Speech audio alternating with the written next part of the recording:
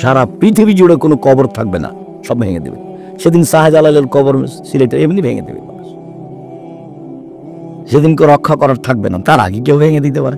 এই ছেলেটা বলছে তার আগেই ভাঙবে, হতে পারে, স্বাভাবিক, হয় স্বাভাবিক। ওটা আল্লাহর নবীর আদেশ, ওটা আল্লাহর নবীর আদেশ, ভাঙতেই হবে, এটা আল্লাহ রাসূলের আদেশ। ওটা এক সময়ে মানুষ বাস্তবায়ন করবে, সময়ের গতিতে করবে।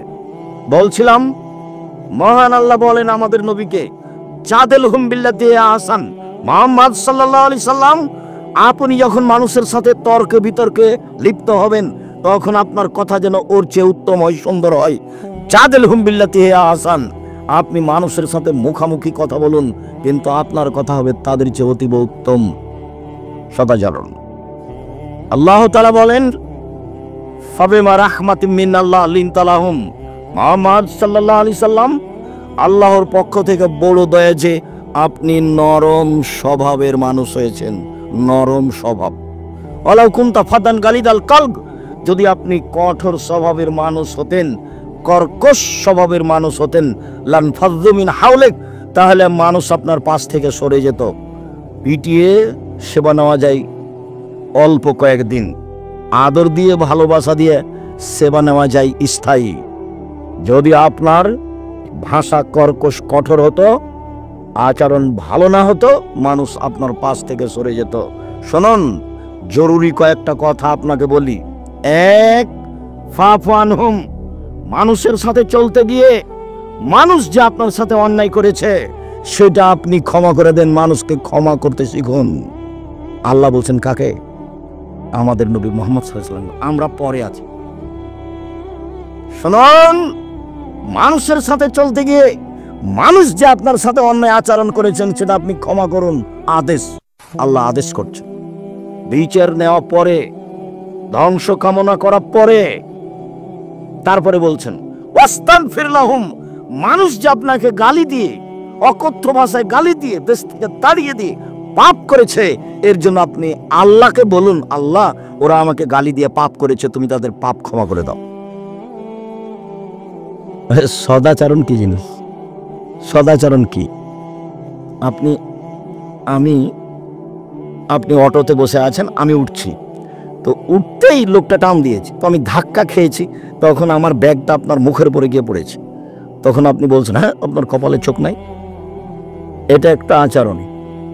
আর আপনি বলছেন আচ্ছা আচ্ছা যাক, মনে আমি এটা ভারী মনে, বসেন বসেন, যাক হয়েছে, এটা কিছু সমস্যা নেই, সমস্যা বসেন বসেন বসেন, কোনো সমস্যা নেই, বসেন।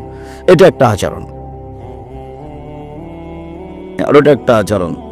কপালে চোখ নাই, দেখেন না, একটু ঢং করে উঠতে পারেন না, ওটা একটা আচরণ, এটা একটা আচরণ। কোনটা? সদাচরণ।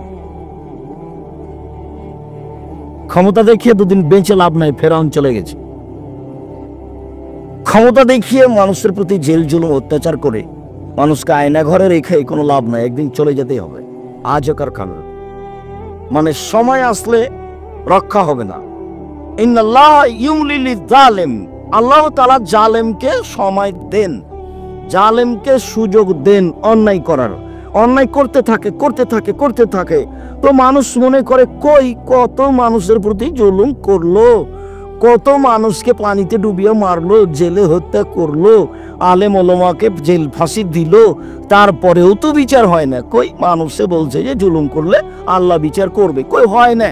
যাই যাই যাই যাই, আল্লাহর নবীও বলছেন, বুখারী মুসলিমের হাদিস, আল্লাহকে সুযোগ দেন, দিতে দিতে দিতে দিতে হাত্তা ইযা আখাযাত লাম ইউফলিত, যখন ধরে ফেলেন তখন আর সময় দেন না। ফেরাউন 2-1 দিন জুলুম করেনি, প্রায় 1500 বছর। তাহলে কত মানুষের প্রতি জুলুম করেছেন? তার বিরুদ্ধে গেলে বালুর উপরে ফেলে দিয়ে হাতে পায়ে কাঁটা মেরে দিয়ে গায়ে সাপ বিচ্ছু ছেড়ে দিত। লৌহ শলাকাধারী ফেরাউন। বড় বড় যারা জালেম চলে গেছে পৃথিবীতে, সর্বোচ্চ জালেম ফেরাউন। তারপরে একদিন সময় শেষ হয়ে গেছে। একদা আল্লাহ মূসাকে বললেন, মূসা তোমাকে ফেরাউনের কাছে যেতে হবে। মূসা বললেন, আমি সাবলীল ভাষায় কথা বলতে পারি না, মুখের সমস্যা আছে, আমি যাব না। আল্লাহ বললেন, আমি মুখের ভাষা ঠিক করে দিচ্ছি, যেতে হবে। তিনি বললেন, ফেরাউনের পক্ষ থেকে আমার উপর একটা অপরাধের অভিযোগ আছে, আমি একটা অপরাধ করেছি, এক থাপ্পড়ে আমি এক মানুষ মেরেছি, এটাও ফেরাউনের পক্ষ থেকে আমার উপরে অপরাধের অভিযোগ, আমি যাব না। তখন আমাকে মারবে। তখন আল্লাহ বললেন, আমি তোমার সাথে আছি, কেমনে তোমাকে মারে সেটা আমি দেখব। তখন মুসা বললেন, ঠিক আছে, তাহলে আমার ভাইকে আমার সাথে দিতে হবে। ঠিক আছে, তাই হলো। মুখ ঠিক করে দিলাম, ফেরাউন মারতে পারবে না, আমি আপনার সাথে আছি। হারুনকে দিলাম, এবার যান।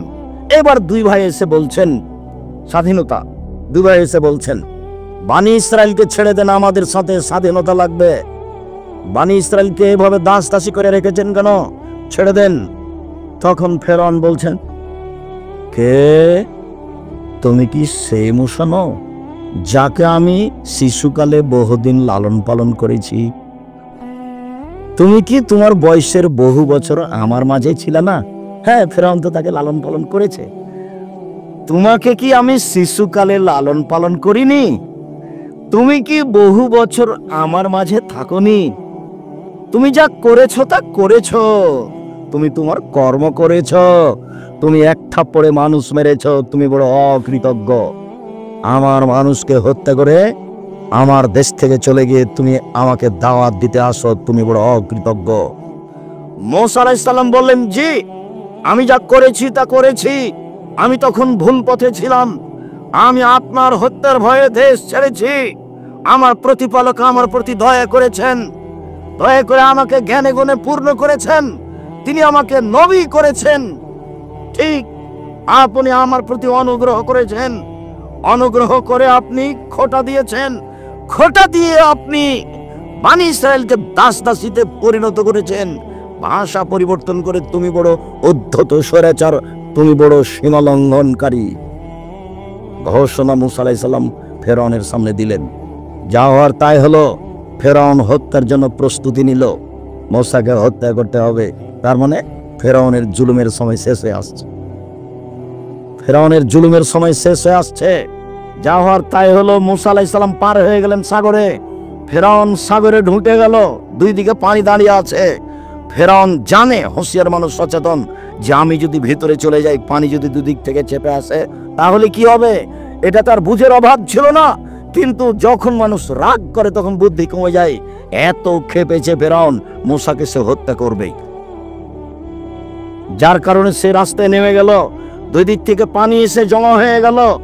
যখন পানি এসে জমা হয়ে গেল তখন ফেরাউন বলল, আন্নাহু লা ইলাহা ইল্লাল্লাযী আমানাত বিহি বানী ইসরাঈল ওয়া আনা মিনাল মুসলিমিন। আমি ঘোষণা দিচ্ছি, আল্লাহ ছাড়া কোনো মাবুদ নাই।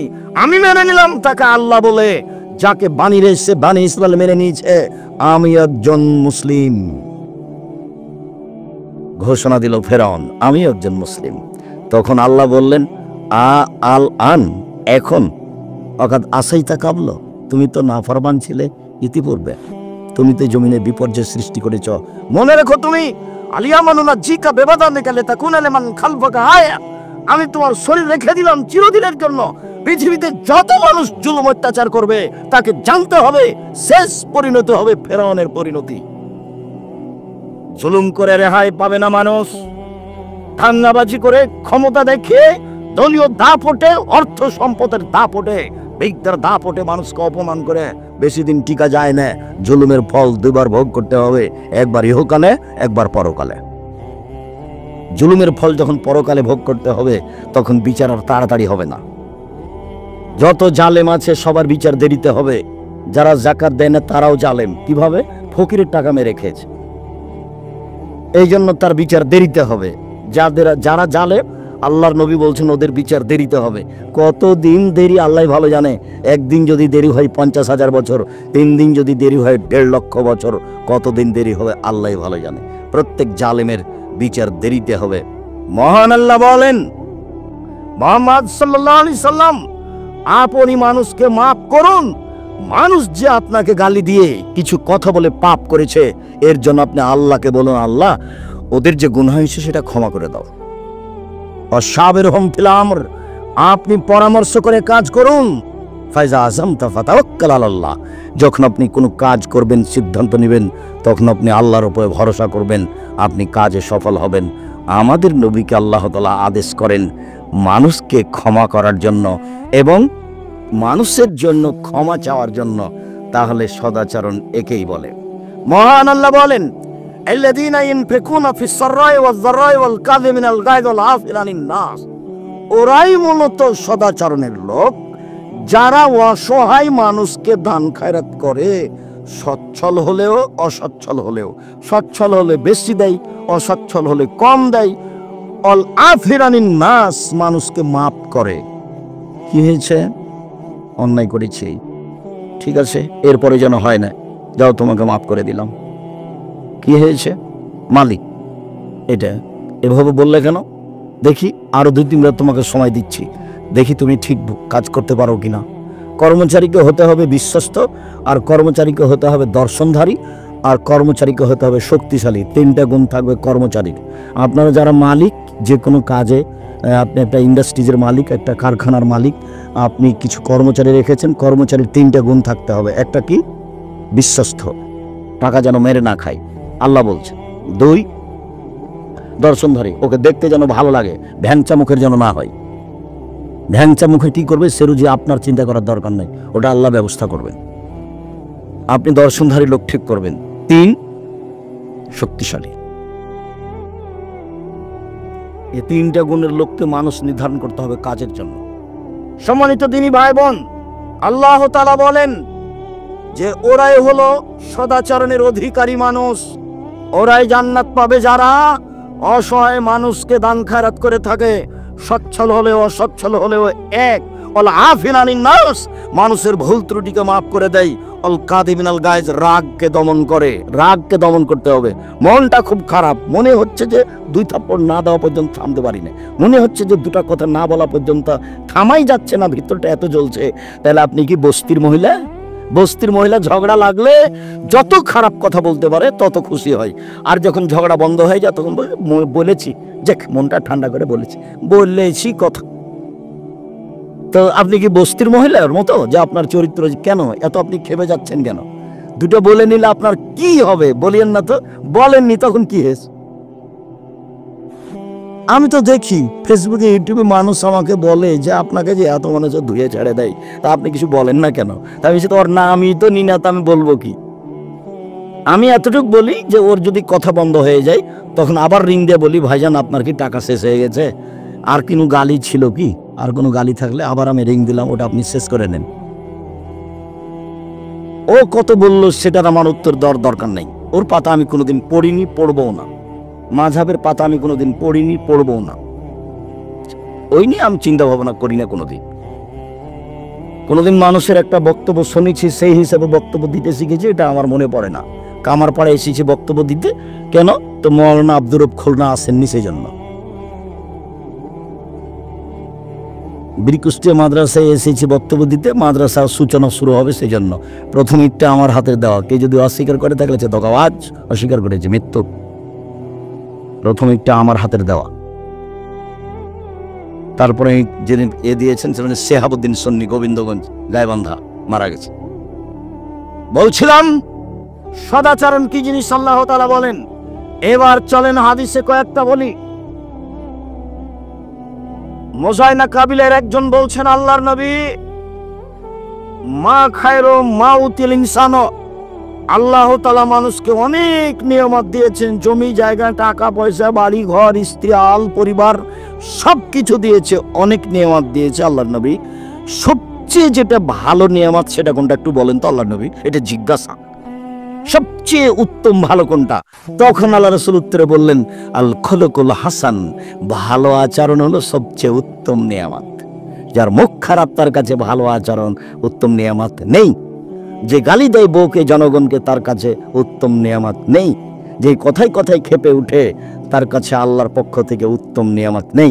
এই ছেলে, এই মানুষকে অর্থ সম্পদ, জমি জায়গা, গাড়ি বাড়ি দিয়েছে, তার মধ্যে সবচেয়ে উত্তম কোনটা দিয়েছে বলো তো দেখি? সদাচরণ। সদাচরণ কি জিনিস গো? ভালো কথা ভালো কর্ম। সদাচরণ কি জিনিস? ভালো কথা ভালো কর্ম। লোকে বলে ছেলেটা ভালো, এই যে এটার নাম সদাচরণ। লোকে বলে ছেলেটার ব্যবহার ভালো, এটা হলো ভালো কথা, ভালো আচরণ। লোকে বলে ওর স্বভাবই খারাপ, ও দুমুখা, ওর কথা বলছেন কেন, ওর স্বভাব খুবই খারাপ, ওকে দেখতে মন চায় না, ওকে আমি দেখলে ঘৃণা করি। এর নাম খারাপ আচরণ। এই ছেলে বসো, দয়া করে অল্প সময় কাজ দেখাবেন না। যারা আপনারা দিনী বোন আছেন, আপনারা একটু লজ্জাবোধ ইতস্তবোধ করে ঢং ঢং করে এসেছেন, হেঁটে আবার ঢং ঢং করে চলে যাচ্ছেন কেন, গেলেন কেন? আজ তো আমি রাত 12টায় আসছিনি, আজকে তো আগে এসেছি। আপনি আজকে বাড়ি চলে গেলেন কোন শরমে? আমি আপনার জন্য এসেছি। সারা বগুড়া জেলার যদি আমি প্রোগ্রাম নিই তো কয়েকশো হবে, তো মানুষের বছর বছর পার হয়ে যায়, একদিন আসতে পারি না, তো আপনাদের সুবাদে আসছি। আমি আপনার জন্য এসেছি, আপনি চলে যাচ্ছেন মানে? চলে গেলেন কেন? আপনি সংসারের কি বুঝেন? সংসার কিভাবে করতে হয় সেটা আপনি কি জানেন? আপনার বাপ আপনার বিবাহ দিয়েছে, আপনি স্বামীর কাছে গেছেন, সেই জন্য আপনার বাচ্চা হয়ে গেছে। আপনি মা কাকে বলে আপনার কি জানা আছে? দিন রাত আমি বলেছি, সেই জন্য আপনি মা কাকে বলে বলতে পারেন? আপনার বাড়িতে যদি আমি এখনই ঢুকি, তাহলে আপনার নাতি নাতনির অথবা আপনার ছেলের একটা পায়খানা করা পট আছে, সেটা হলো ঘোড়া। তা আমাদের বাড়িতে তো এই পটটা 3 মিনিটও থাকবে না। হয় পট ফিরিয়ে দিব, না হয় মাথা কেটে দেবো। পট অবস্থায় আমাদের বাড়িতে থাকতে পারে না, এটা অসম্ভব। আপনার বাড়িতে আছে, আপনি একজন হস্তিনী মহিলা, মাস্টার ডিগ্রি পাস, আপনার স্বামী বলে আমি আব্দুর রাজ্জাক বৈশ্য, জিন্দগিতে আপনাকে আমি মাস্টার ডিগ্রি পাস বলিনি। আপনি একটা রাস্তাঘাটের নিম্ন শ্রেণীর মহিলা, যারা বস্তিতে বসবাস করে, যারা নগ্ন হয়ে চলে, অকথ্য ভাষায় গালি দেয় মানুষকে, জেনার শব্দ উল্লেখ করে গালি দেয়, আপনাকে আমি নিম্ন শ্রেণীর মানুষ মনে করি। এ বলেছে আপনি হেডমাস্টার, আপনার চোখে যে কাঁকড়া আছে, আপনি শিক্ষিত মানুষ মহিলা, কে বলেছে আপনাকে? আমি তো বলিনি কোনোদিন। আপনি বগুড়া বাজার থেকে একটা নিয়ে এসেছেন, তরকারির একটা বাটি কিনে নিয়ে এসেছেন, কাতল মাছ, আমি তো সেটা কিনবো না।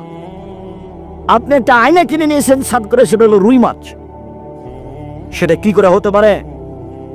আপনি একজন শিক্ষিত মহিলা, এটা কিভাবে হতে পারে? শিষ্টাচার কাকে বলে? শিষ্টাচার কি জিনিস? আপনার ছেলে মেয়ে নাতি নাতিন সবাই পুতুল নিয়ে খেলাই, প্লাস্টিকের পুতুল হোক, আরো কিছু হোক, লোহা লক্কর স্বর্ণের হোক না কেন, আপনি কি দিয়ে নিজেকে শিক্ষিতা মনে করেন? আমি যে হাদিসটি দিন রাত আপনাকে শোনাই, সে হাদিস তো আমি নিজের কথা কোনোদিন বলিনি, সে হাদিস তো বুখারী মুসলিমের হাদিস। জাবের রাদিয়াল্লাহু তাআলা বলেন, আমরা আল্লাহ রাসূলের সাথে যুদ্ধ করে আসছিলাম, বাড়িতে ঢুকবো মদিনায়, আল্লাহ রাসূল বলেন সবাই তোমরা থামো। থেমে গেলাম। আমি বললাম, আল্লাহর নবী, আমি নতুন বিবাহ করেছি, আমাকে বাড়ি যেতে অনুমতি দেন। আল্লাহ নবী বললেন, তুমি নতুন বিবাহ করেছো? কুমারী মেয়ে বিবাহ করেছো, যার কোনোদিন বিবাহ হয়নি, এরকম মেয়ে বিবাহ করেছো, না তালাক প্রাপ্ত মেয়ে বিবাহ করেছো? জাবের বললেন, আল্লাহ নবী, আমি তালাক প্রাপ্ত মেয়ে বিবাহ করেছি। তখন আল্লাহ রাসূল বললেন, হাল্লা বিক্রান্তলায় বতলায় বোকা, তুমি কুমারী মেয়ে কেন বিবাহ করলে না? তুমি তার সাথে খেলতে, তোমার সাথে খেলতো। তুমি কুমারী মেয়ে কেন বিবাহ করলে না? তুমি তার সাথে খেলতে, তোমার সাথে খেলতো। আল্লাহ রাসূল যে কথা বললেন, জাবের রাদিয়াল্লাহু তাআলা সেই কথার উত্তর না দিয়ে তিনি বলছেন, আল্লাহর নবী, আমার আব্বা উহুদের যুদ্ধে শহীদ হয়েছেন 9 জন মেয়ে রেখে, আমার 9 জন বোন আছে। আল্লাহর নবী, উহুদের যুদ্ধে আমার বাপ শহীদ হয়েছেন 9 জন মেয়ে রেখে, আমার 9 জন বোন আছে। আকরাহান আতাজাওয়াজা মিসলাহুন্না, ওদের মতো কম বয়সের বুদ্ধি কম মেয়েকে আমি বিবাহ করা পছন্দ করিনি। বেশি বয়সের মেয়ে বিবাহ করেছি 4টা কারণে। এক, লিতুয়াল্লিমাহুন্না, আমার স্ত্রী যেন আমার বোনদেরকে বিদ্যা শিখাতে পারে। 2, অলিতুআদ্দিবাহুন্না, আমার স্ত্রী যেন আমার বোনদেরকে শিষ্টাচার শিখাতে পারে। আপনার মেয়েটার নখ বড় আছে, এটা ভালো শিষ্টাচার? আপনি নাকি মা? আমি তো বলেছি এই মেয়েটাকে, এই তুমি তোমার মাকে খালা বলে ডাকে, না সৎমা বলিও। ও সৎমা, আপনি কেমন আছেন? নইলে তুমি যদি ওটা যদি তোমার নিজ মা হয়, তো তোমার নখটা বড় থাকে কি করে? নবীগণের বৈশিষ্ট্য 10টি, নবীগণের স্বভাব 10টি, নবীগণের খাসলাত 10টি, নবীগণের বৈশিষ্ট্য 10টি, নবীগণের স্বভাব 10টি। সব নবী এই 10টি স্বভাবে রূপান্তরিত ছিলেন। 1, দাড়ি বড় করতে হবে। চেঁচে ফেলা নারীদের সাদৃশ্য, চেঁচে ফেললে অভিশাপ হয়, চেঁচে ফেললে চোখের পাওয়ার কমে যায়, চেঁচে ফেললে স্ত্রী মিলন ক্ষমতা চলে যায়। 2, কাসুর সারেব, মোচ কেটে ফেলতে হবে। চেঁচে ফেলা যাবে না, মুছ থাকবে, এটা পুরুষের পরিচয়। 3 কাসুল আজফারে নখগুলি কেটে ফেলতে হবে। পুরুষ নারী একই হুকুম, নখ কেটে ফেলতে হবে। শিষ্টাচার, বৈশিষ্ট্য, খাসলত, অভ্যাস, নীতি, সব নবীর এরূপই নীতি। নাথুলে বেতে বগলের লোম উঠিয়ে ফেলতে হবে, ব্লেড ব্যবহার করা হবে না। নারী পুরুষ একই হুকুম। হালাকুলানাতে নিচের লোম পরিষ্কার করতে হবে, ঊর্ধ্বে টাইম 40 দিন। পুরুষ নারী একই হুকুম। পেশাব পায়খানার পরে পানি দিয়ে পবিত্রতা অর্জন করতে হবে। পানি দিয়ে পবিত্রতা অর্জন করে যারা, আল্লাহ তাদের প্রশংসা করেছেন। তবে ঢেল নিয়ে 40 কদম হাঁটতে হবে, পায়ের উপরে পা উঠাতে হবে, খক করে কাশতে হবে। এটা হলো নোংরামি। এই নীতি আল্লাহ রাসূল বলেননি, তিনি বলেছেন পানি দিয়ে পবিত্রতা অর্জন করতে হবে। পেশাব পায়খানার পরে পানি দিয়ে পবিত্রতা অর্জন করতে হবে। পানি না থাকলে ঢেল টিস্যু পেপার, আগে ঢেল টিস্যু পেপার, 40 কদম হাঁটা, পায়ের উপরে পা উঠানো, খক করে কাশা। এই নোংরা নীতি আল্লাহ রাসূল না করে জন্য তিনি বলেননি যদি 40 কদম হাঁটাই লাগে পবিত্রতার জন্য, তাহলে তার স্ত্রীকে হাঁটতে হবে না? তার বউ 40 কদম হাঁটবে, পায়ের উপরে পা উঠাবে, খক করে কাশবে। তো পুরুষ মানুষ কেমন কেমন ভাববে। তো আপনি যখন ওভাবে হাঁটেন তখন মহিলা মানুষ দেখে, তখন মহিলা মানুষকে কেমন কেমন লাগে। একই কথা, দুটাই ব্যাপার। এরকম নোংরা কাজ তো ধর্ম হতে পারে না। বলছিলাম আল্লাহর নবী সামনে জাবের বলছেন, আল্লাহর নবী, আমি বেশি বয়সের মেয়ে বিবাহ করেছি যাতে করে আমার স্ত্রী আমার বোনদেরকে শিষ্টাচার শিখাতে পারে।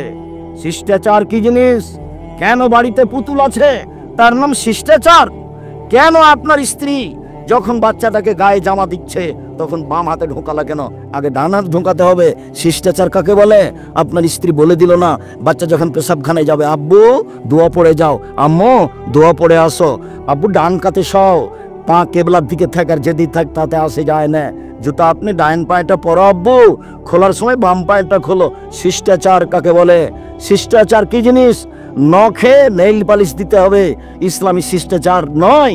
এটা ইহুদি খ্রিস্টানদের পতিতালয়ের মেয়েদের বৈশিষ্ট্য। নখ কেটে ফেলতে হবে, নখ রাখা, নখে নেইল পালিশ দেওয়া ইহুদি খ্রিস্টানদের পতিতালয়ের মেয়েদের বৈশিষ্ট্য। মুসলিম মহিলারা নখে মেহেদি দিবে, হাতের নখে তো মেহেদি দিবেই, পায়ের নখেও দিতে হবে, দিতে বাধ্য। হাতের নখে মেহেদি দিতে হবে মহিলাদেরকে, পায়ের নখে মেহেদি দিতে হবে। এটা হলো তাদের ইসলামী শিষ্টাচার। কপালে টিপ দিতে পাবে না। হিন্দু মেয়েদের বিবাহ করার 10টি পদ্ধতি রয়েছে, তার একটি পদ্ধতির নাম রাক্ষসী বিবাহ। মেয়ের বাপ বিবাহ দিবে না, ছেলে জোর করে বিবাহ করবে, কপালে টিপ দিতে বললে বিবাহ হয়ে গেছে। ওটা হলো হিন্দু নীতি। ওটা মুসলমানের ঘরে আসলো কি করে? টিপ দেয় কি করে? এই কাপড় পরে কি করে? এটা শিষ্টাচার হয় কি করে? এই যে নগ্ন, এই যে বোরখা, ফ্যাশন বোরখা, এটা শিষ্টাচার হলো কি করে? শিষ্টাচার কি জিনিস? বাড়ি গিয়ে আপনি যদি সত্যি মুসলমানের মেয়ে হন, তাহলে বাড়ি গিয়ে আপনার এই বোরখাটাকে জ্বালাবেন। কালকে একটা বোরখা বানাতে হবে ঢিলা ঢালা। ফ্যাশন বোরখা পরে আপনি তাহাজ্জুদ পড়ে কি দেখাতে চান? ফ্যাশন বোরখা পরে আপনি শিষ্টাচার কি দেখাতে চান? আমি আব্দুর রাজ্জাক বিন ইউসুফ আপনাকে কষ্ট দিতে আসিনি। আপনাকে আমি মনে করি আপনি একজন হস্তিনী মহিলা। আপনাকে মনে করি আপনি একজন পথে পড়ে থাকা মহিলা, নিম্ন শ্রেণীর বস্তির মহিলা। আপনি আমাকে বলেন আব্দুর রাজ্জাক সাহেব, আপনি কিভাবে এটা বলেন? আমি হচ্ছি খাদিজার মতো, আমি হচ্ছি আয়েশার মতো। ঠিক আছে, আমি আপনাকে আয়েশার মতো মনে করলাম, আপনাকে আমি খাদিজার মতো মনে করলাম। আয়েশা রাদিয়াল্লাহু তাআলা আনহা বলেন, আমার স্বামীর কবর হলো আমার ঘরে। আয়েশার স্বামী কে? মুহাম্মদ সাল্লাল্লাহু আলাইহি সাল্লাম। আমার স্বামীর কবর হলো আমার ঘরে। তখন আমি আমার ঘরে এমনিতে যাই, মাথায় কাপড় দিই না, এমনিতে যাই। কিছুদিন পরে আমার স্বামীর পাশে কবর হলো আমার বাপের। তখন আমি মনে করি এটা আমার স্বামীর কবর, এটা আমার বাপের কবর। আমি কবরের পাশে এমনিতে যাই, মাথায় কাপড় থাক আর না থাক সেটা বিবেচনা করি না। কয়েকদিন পরে সেখানে কবর হলো ওমরের, অর্ধ পৃথিবীর খলিফা, কুশাগর, বুদ্ধিজীবী, রাজনীতিবিদ ওমর, যিনি রাস্তায় চললে ফের শয়তান সে রাস্তা দিয়ে হাঁটতো না। সে উমরের যখন কবর হলো তখন তিনি বলছেন, একজন বেগানা পুরুষের কবর হয়েছে আমার বাপের কবরের পাশে, তা আমি লজ্জা করি, আমি লজ্জা করে মাথায় কাপড় দিয়ে যাই, আমি আটো সাটো হয়ে নিজেকে গুটি নিয়ে কবরের পাশে যাই। কেন? আমি একজন বেগানা পুরুষের কবরকে লজ্জা করি। একজন মহিলা বেগানা পুরুষের কবরকে লজ্জা করেন, আর আপনি নগ্ন অর্ধনগ্ন হয়ে এই ফ্যাশন বোরকা পরে চলে আমাকে বলছেন আব্দুর রাজ্জাক সাহেব, আপনি আমাকে বস্তির মহিলা বলছেন? মানে আপনাকে আমি বস্তির মহিলা বলতে চাই? এই দেখেন আয়েশা, আপনাকে আমি আয়েশাই বলতে চাচ্ছি। আপনার মেয়ের নখ বড় আছে, জবাব আমাকে দিতে হবে। আমাকে দিতে হবে কেন? আপনার ছেলের প্যান্টে টাকানোর ইচ্ছা আছে, জবাব আমাকে দিতে হবে। আমাকে দিতে হবে কেন? এই জবাব আমি দিব কেন? দুজন মিলে দিবেন। আমি বয়সের মেয়ে,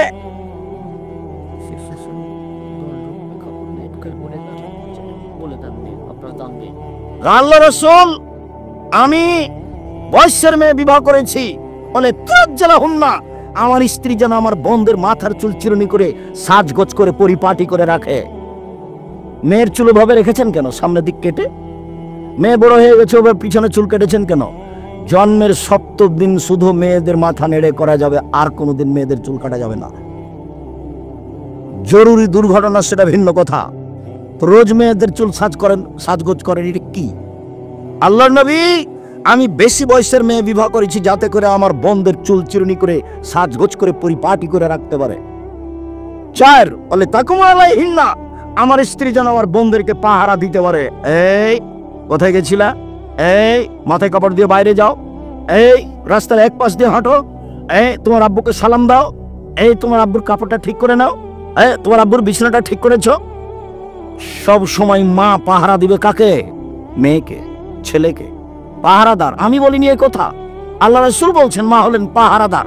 আপনি ছেলে মেয়ের কি করেন? আপনার ছেলে মেয়েকে আমার সামনে দাঁড় করান, দেখি আপনি কেমন শিক্ষিত মহিলা, আপনাকে আমি দেখে ছেড়ে দিই। আপনাকে তো আমি দুর্বল ভাষায় কিছু বলতে চাই না, আপনাকে আমি বস্তির মহিলা মনে করব কেন?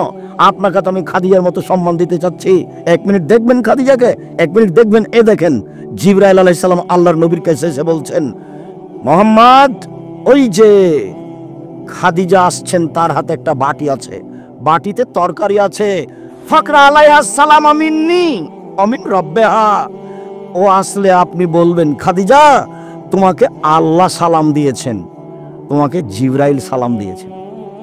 ও বাসরাবে বাইতিন বিকাসবিন লা সাখাবা ওয়ালা নাসাবা, আপনি তাকে একটা খুব উন্নত মানের পদার্থ দ্বারা তৈরি জাকজমকপূর্ণ প্রাসাদের সংবাদ দেন, যেই প্রাসাদে থাকবে না কোনো অশান্তি, থাকবে না কোনো হইচই। জিবরাইল বলছেন আমাদের নবীকে। কার ব্যাপারে? খাদিজার ব্যাপারে। 1 মিনিট দেখবেন। এ দেখেন সারা, সারাকে দেখেন 1 মিনিট। এ দেখেন সারা, সারার গায়ে যখন হাত দিতে গেল স্বৈরাচারী শাসক দাঁড়িয়ে হাত বাড়িয়েছে, সারার গায়ে হাত লাগাবে। সারা বলছেন থামেন, আগে ওযু হবে, 2 রাকাত সালাত হবে, তারপরে কোনো কথা। সারা ওযু করলেন, 2 রাকাত সালাত আদায় করলেন, তারপরে বলছেন আল্লাহুম্মা ইন কুনতা তাআলাম আমানতু বিকা ওয়া রাসূলিকা, হে আল্লাহ তুমি যদি জেনে থাকো আমি তোমাকে বিশ্বাস করি, তোমার নবী ইব্রাহিমকে নবী বলে বিশ্বাস করি। আহসানতু ফারজি লিলা জাওজি, জিন্দেগিতে আমার লজ্জার স্থান আমার স্বামী ছাড়া কাউকে ব্যবহার করতে দিনি। এই 3টা কথা যদি ঠিক হয়ে থাকে, আল্লাহ তুসাল্লা তালাল কাফেরা, কোনো কাফের যেন আমার গায়ে হাত লাগাতে না পারে। কথা শেষই হয়নি, কাফের অজ্ঞান হয়ে পড়ে গেছে। হাদিস বুখারী মুসলিম। নির্জনে আমি বলছি আমি তোমাকে মেনে নিয়েছি, তুমি আল্লাহ। আমি বলি না ইব্রাহিম আমার স্বামী, এ কথা আমি বলছি না। আমি বলছি ইব্রাহিম নবী, আমি তাকে কিভাবে মেনে নিয়েছি? নবী বলে মেনে নিয়েছি। এটা হলো আমার 2 নম্বর কথা। 3 নম্বর কথা, জিন্দেগিতে আমি জেনা করিনি। এই কথা 3টা যদি সত্য হয়ে থাকে, এই নির্জনে কাফের যেন আমার গায়ে হাত লাগাতে না পারে। এর নাম সারা। আপনাকে আমি এভাবে সম্মান করতে চাচ্ছি। আমি আপনাকে দুর্বল ভাষায় দেখতে চাইনি। আমি আপনার জন্য দুর্বল ভাষা ব্যবহার করতে চাইনি। ঢং ঢং করে গেলেন, ঢং ঢং করে আসলেন, গল্প জমাচ্ছেন সব সময়। আপনার স্বভাবই তো ভালো নয়। আপনাকে আমি কি দিয়ে সম্মান করতে পারি? আমি আপনাকে শতদিন বলেছি, আরেকজন মহিলা যদি আমার গায়ের উপর দেখ চড়ে চলে আপনি মুখ খুলবেন না। গেছে গেছে এত হুড়াহুড়ি যে আরেকজন মহিলা আপনার গায়ের উপর পা দিয়ে চলে গেছে, আপনি মুখ খুলবেন না, বাঁকা চোখে দেখবেন না। গেছে গেছে সদাচরণ কাকে বলে? শিষ্টাচার কাকে বলে? উপস্থিত বৈঠকের দিনই মুসলিম ভাই বোন, দাঁত নেওয়া শিখবেন না। দাঁত শব্দ বুঝেন না? দাঁত দিলে নেবো বলে না মানুষে। দাঁত নেওয়া শিখবেন, প্রতিশোধ নেওয়া শিখবেন না। প্রতিশোধ নেই, প্রতিশোধ গেছে, প্রতিশোধ বিদায় করে দিয়েছি। প্রতিশোধ নিয়ে 5 মিনিট বেঁচে থাকতে রাজি নেই। সব ক্ষমার পাল্লাই যাবে, ফল ভালো হবে ইনশাল্লাহ, ফল ভালো হবেই। একদিন